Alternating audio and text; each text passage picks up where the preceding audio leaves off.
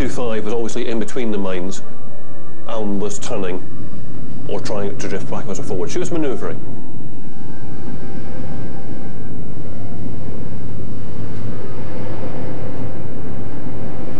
Did it realise that it fouled the cable? Was it hoping to reverse out?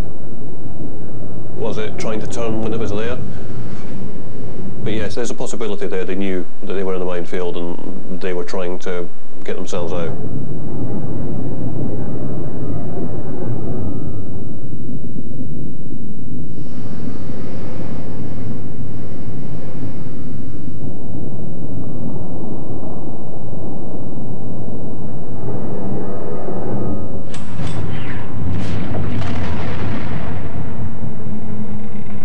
There's a massive shockwave that's come right in and travelled throughout the submarine. In a few seconds, it's just completely destroyed. So even if this door had been closed, it might have been forced open by the sheer force of the explosion. I would think so. Also swamping all these compartments within a matter of seconds. Must have been hell on earth. Unimaginable.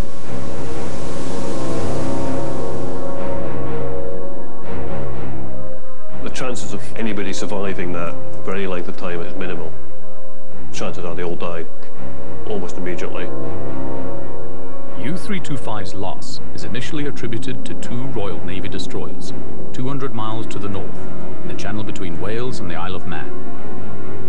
Only now can her actual fate be confirmed.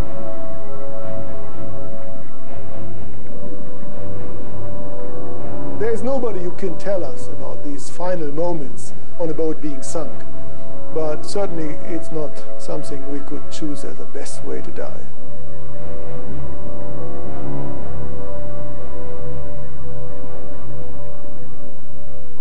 Innes McCartney is satisfied to have put numbers to the three submarines for the first time. He is saddened to realize that now he can also put names to the 40 or 50 men on board each one. A trip to the U-Boat Memorial in Kiel with Axel Niesler allows him to see the extent of the losses. The walls record each U-boat lost in action, their last known position, the names and dates of birth of the missing. Their ages are remarkably young.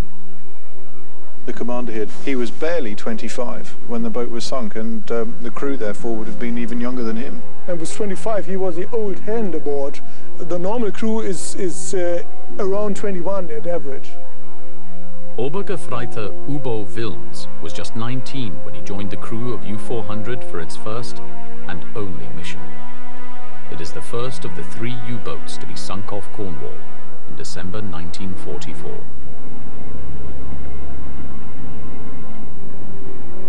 To his nephew, also named Ubo, the location of the wreck comes as a complete surprise. U-400 was actually ordered to come down from Norway, to come down this way. And on the 4th of December, a radio signal was sent to the submarine, ordering it to operate on the North Cornish coast.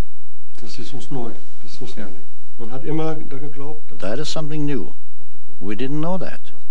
We always believed that it happened where the British authorities told us, and that it wasn't caused by mines, but by a destroyer. We always believed that the boat sank as in this report.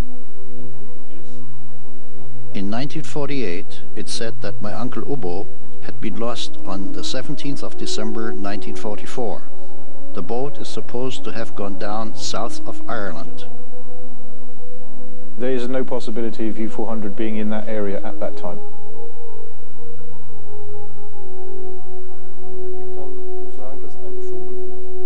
I can only say that his death still affects me to this day, because he was my uncle. It's just a pity his parents never knew where he died, and now never will.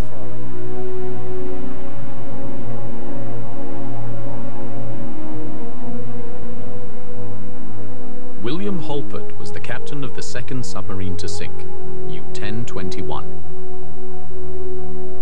A keen photographer, he has left behind a fascinating archive of U-boat life.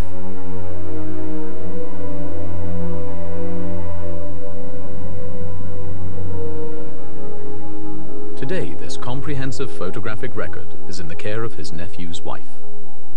Das ist William. On the bridge of his submarine. Ja.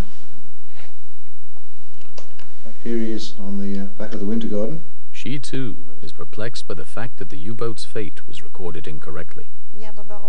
But why? At the beginning, don't you have to know where they shot at the boats and where the mines were? I think it is interesting that it's been found. It was thought that they would never be discovered again. And I think it is fantastic that the boat has been found.